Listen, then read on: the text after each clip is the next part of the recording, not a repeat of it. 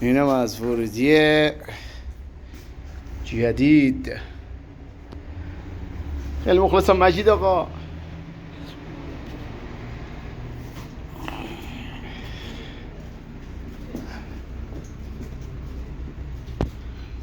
چینوی افتاده یک صندوق، نگاه اینجا رو نگاه،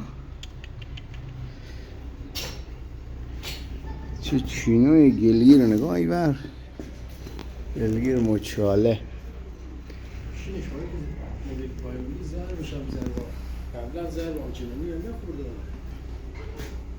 آره ولی خب چیز بوده دیگه، ترکیده.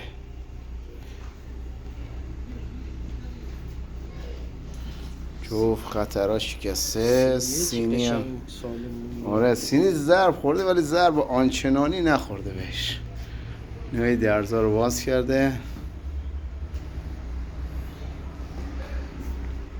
صندوق یک کشی دادم اومد سر جاش تقریبا. خوب شد. تا پای کمک ها می‌بینی، نگاه پشت کمک ها همه لا خورده.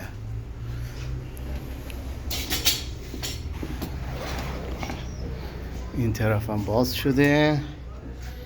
این هم از چین گلگیر